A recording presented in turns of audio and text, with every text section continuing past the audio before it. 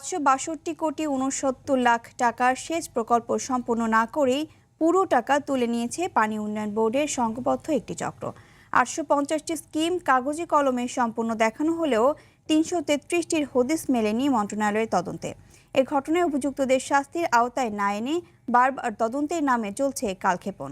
বিশেষজ্ঞরা বলছেন, দুদক সংস্কার না হওয়ায় থামানো যাচ্ছে না এমন দুর্নীতি। ফেনীর প্রতিনিধি এম এ আকাশকে সঙ্গে নিয়ে মোহাম্মদ সাইমের রিপোর্ট। 34, 35 সানবিট 1 চামচে 30+ বাসন পরিষ্কার। আইএমআইপি প্রকল্পের আওতায় 2014 সালে ফেনী ও মিরসরাইয়ে 18,386 হেক্টর কৃষি জমিতে সেচ প্রকল্প নেয় সরকার, যা শেষ হয় 2024-এর জুনে। এ সময়ের মধ্যে দায়িত্ব পালনকারী প্রকল্প পরিচালকদের বিরুদ্ধে অনিয়ম ও দুর্নীতির অভিযোগ কৃষকদের। কিছু প্রশিক্ষণ দিব, তো আমরা এনে গেছি আধা ঘন্টা 1 ঘন্টা বসা রেখেছে, সামান্য সব কথা বলি। এরপর আমার কাগজ একটা ধরাই দিছে, তো পরে বলো যে এখানে সিগনেচার করেন। তো আমরা সিগনেচার করছি, আমরা তো বলো না এটা এভাবে কাজ হইব, এভাবে আপনারা বুঝে নিবেন, এভাবে এটা আপনাদের দায়িত্বে থাকবো। আগে বলে না, পরে বলে এটা আপনারা তো সাইন করে মেশিন নিয়ে গেছেন। সিগনেচার না করলে ঠিকাদাররা হুমকি ধমকি দেন। সিগনেচার করার পরে বলছে তোমরা বুঝে নিয়েছো। মন্ত্রণালয়ের গঠিত 5 সদস্যের তদন্ত কমিটির তদন্তে উঠে অভিযোগের সত্যতাও। প্রকল্পটির 850টি স্কিমের 333টির কোনো হদিস মেলেনি। বাকিগুলোও পুরোপুরি না করে বুঝিয়ে দেওয়া হয়েছে কৃষকদের, যে কারণে সেচের আওতায় আসেনি প্রকল্পটির 90% জমি। এ বিষয়ে তৎকালীন প্রকল্প পরিচালকের সঙ্গে যোগাযোগ করা হলে তিনি কথা বলতে রাজি হননি।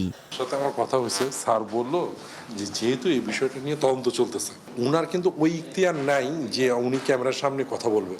এমন অবস্থায় প্রকল্প বাস্তবায়নে সব পরিচালক, বিল পাস ও প্রদানে জড়িত কর্মকর্তা এবং কনসালটেন্টকে দ্রুত আইনের আওতায় আনার সুপারিশ করেছে তদন্ত কমিটি।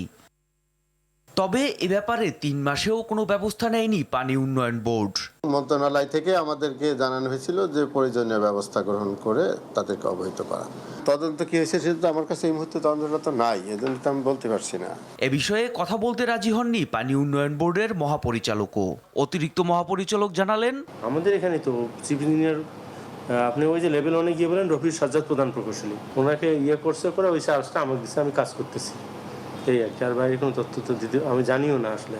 বিশেষজ্ঞরা বলছেন, দুর্নীতির বিষয়ে যথাযথ আইনি প্রয়োগ না থাকা এবং দুদক সংস্কার না হওয়ায় এমন দুর্নীতি বন্ধ হচ্ছে না।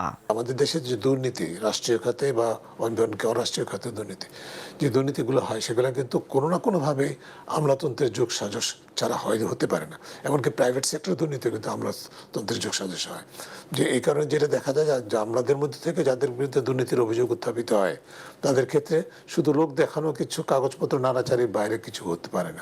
সরকারি ও ঋণের অর্থে এই প্রকল্প নতুন করে বাস্তবায়ন এবং দুর্নীতিবাজদের আইনের আওতায় আনবে সরকার, এমনটাই প্রত্যাশা ভুক্তভোগী কৃষকদের।